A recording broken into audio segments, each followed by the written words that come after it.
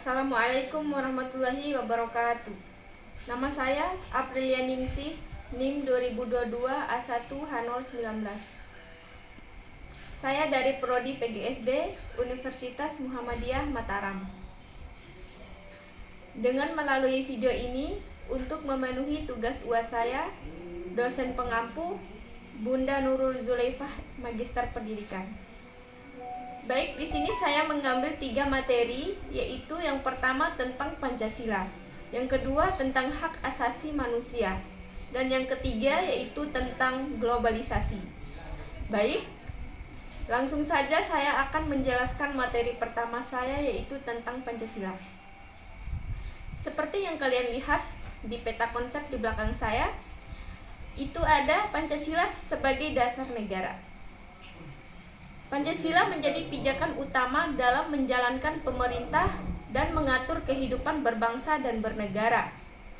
Dengan menghargai, memahami, dan mengamalkan Pancasila untuk berusaha mencapai cita-cita sebagai negara yang adil, makmur, dan berdaulat.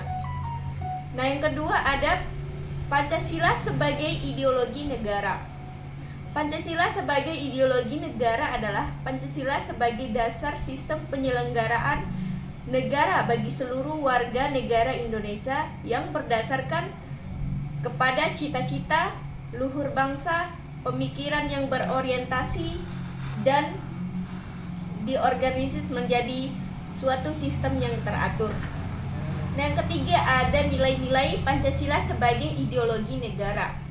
Nilai-nilai Pancasila sebagai ideologi negara merupakan nilai ketuhanan, kemanusiaan, persatuan, kerakyatan, dan keadilan. Itulah nilai dasar untuk kehidupan kenegaraan, kebangsaan, dan kemasyarakatan. Selanjutnya ada nilai-nilai Pancasila sebagai dasar negara.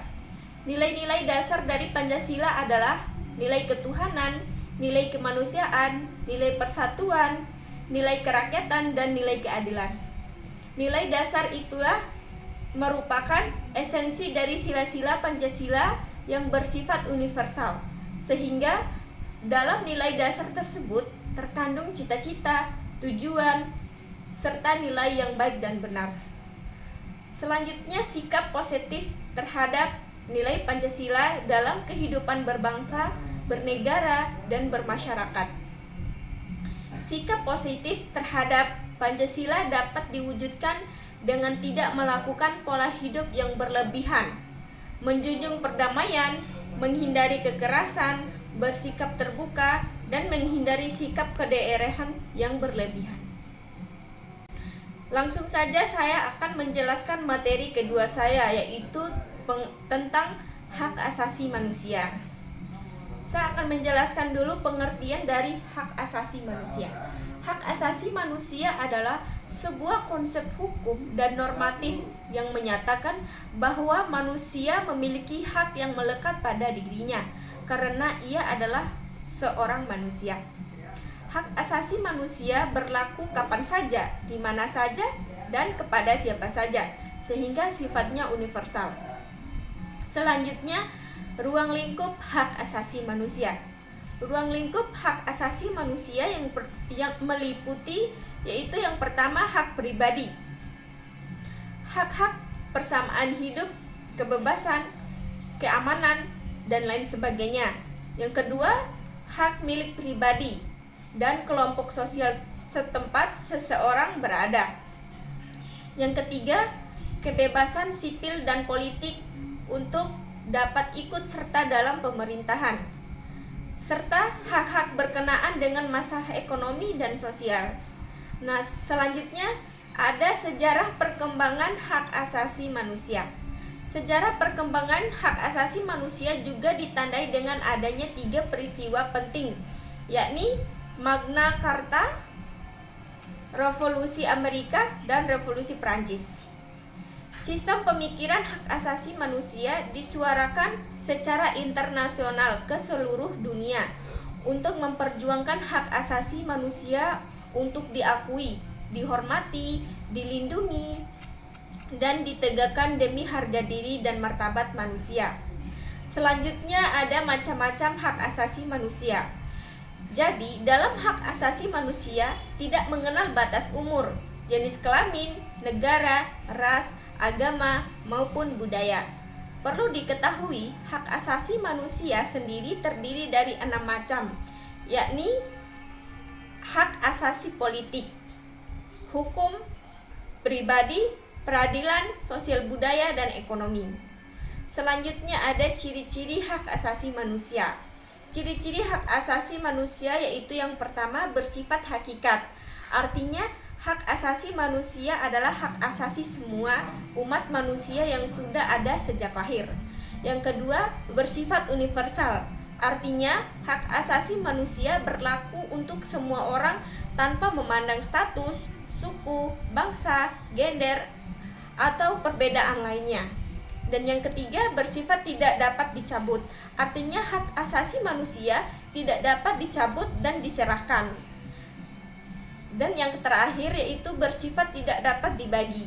Artinya semua orang berhak mendapatkan semua hak, mengacu pada sikap terbuka, lapang dada, sukarela, dan kelembutan. Selanjutnya ada upaya penegakan hak asasi manusia di lingkungan sekolah.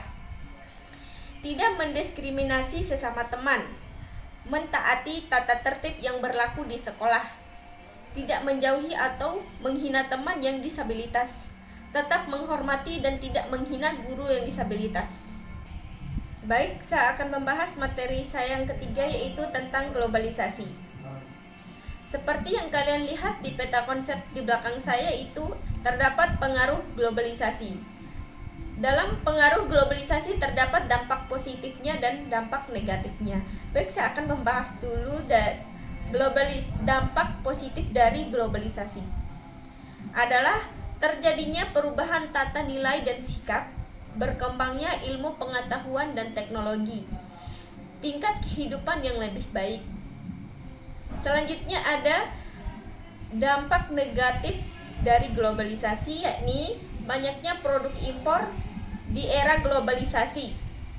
Perdagangan antar negara menjadi lebih mudah, sehingga banyak produk luar negeri yang masuk ke dalam negeri, mulai dari berbagai barang elektronik, motor, mobil, dan barang lainnya adalah milik perusahaan luar negeri. Selanjutnya ada bersikap selektif.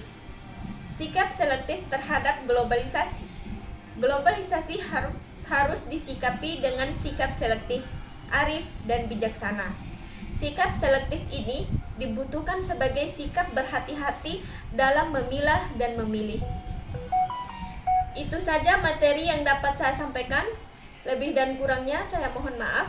Wabillahi taufiq wal hidayah. Wassalamualaikum warahmatullahi wabarakatuh.